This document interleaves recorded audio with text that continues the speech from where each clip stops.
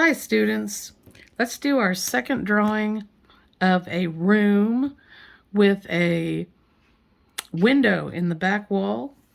So I have my horizon line drawn in just a little bit above where the actual horizon line would be. I've got my vanishing point towards the middle of the horizon line, and we discussed yesterday that the outside edges of the paper, which make a big rectangle, is going to be the largest possible rectangular cube we could draw on this paper. So to do that, we're going to connect each corner to the vanishing point. I'm drawing a little darker today so you can see what I'm doing, but you should draw lightly so that you can erase things really easily. The darker you draw, the more difficult it will be to erase stuff, and the more unhappy you'll be with your drawing. So we're drawing from each corner, just like we did with our shapes, the smaller shapes that we were using. We drew from each possible corner to the vanishing point, and then we could see what the walls, the sides of our rectangular or other shapes were going to be. So now we have the lines drawn from the vanishing point to each corner of the paper so that we can set up our room. And the first thing we have to do is draw the back wall of the room. So this is going to be vertical lines and horizontal lines. So the vertical lines will be parallel with the sides of the paper and all the other vertical lines in the drawing. So I'm going to draw the first side of the wall, and then the best way to do it is to work around. So I'm going to the bottom. It's a horizontal line now, so it's got to be parallel with the bottom of the page. Still, I'm just doing it by eyesight. Don't measure anything. Don't fold your paper. If things don't line up perfectly, it's fine. So here's another vertical line. So it should be parallel to the side of the page. And I'm drawing just so you can see what I'm doing. You should be drawing lightly. And now this lines up. See, it is not perfect, although if I fix it, pretty perfect. So don't try to draw the top and bottom first or the two sides first. Work one and then work your way around till you get to the beginning again. And is this perfect? I doubt it. I'm sure it's not, but it's close enough because we're doing an art drawing and not an architectural drawing. So now you can erase. If you have an eraser, you can erase these lines so that they are much less apparent. You definitely still need the horizon line. You actually need your sight lines, but it's okay if they are very faint so that really only you can see them. You don't need the horizon line here except very faint so that you can just know where it was.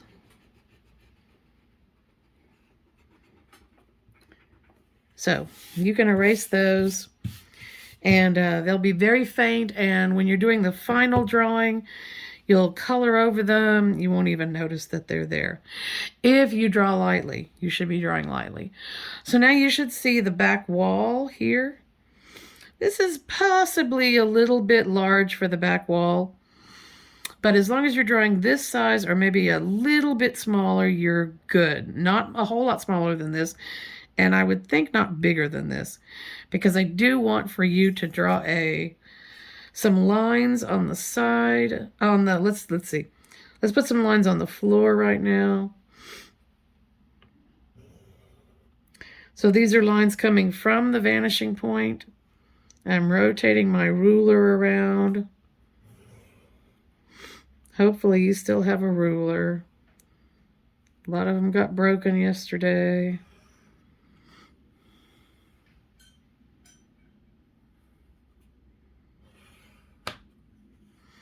So it's like some planks on the floor. And I should put another one here. Okay. There is a trick you can use to make the checkerboard square.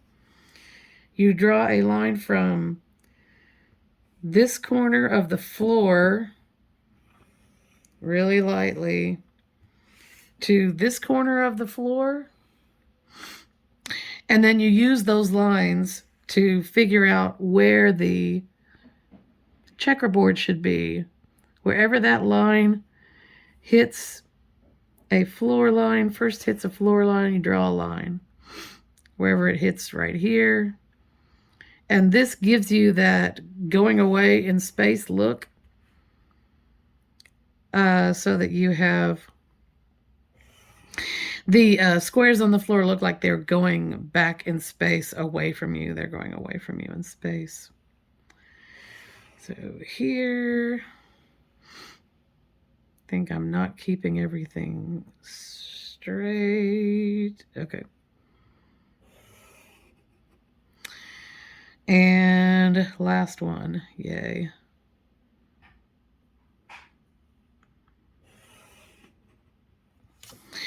So now you've got a checkerboard on the floor.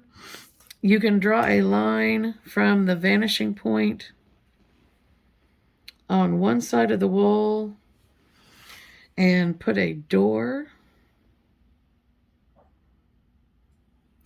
in the wall. You can keep it a really simple door, or you can make it, I can show you some other stuff to do that makes it a little more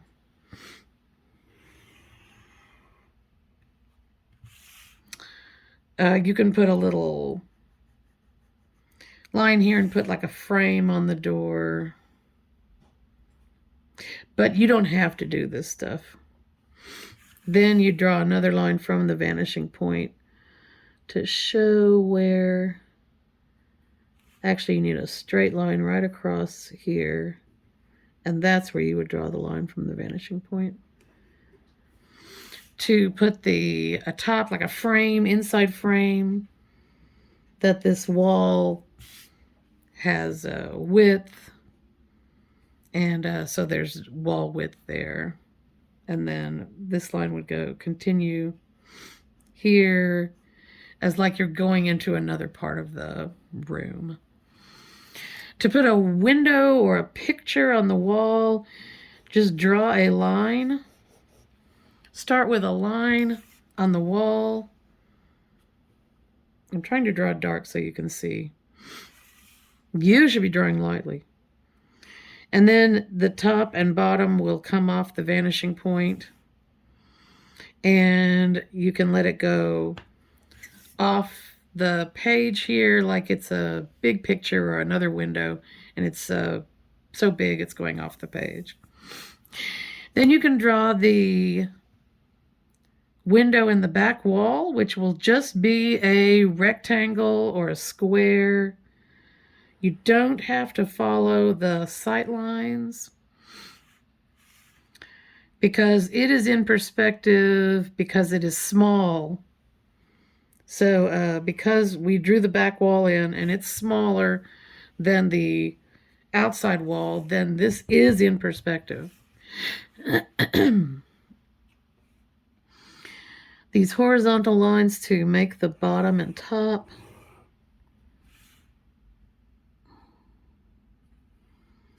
Are horizontal lines, and they will be parallel with the bottom of the page. I'll erase that. Just make that even lighter. And here is your room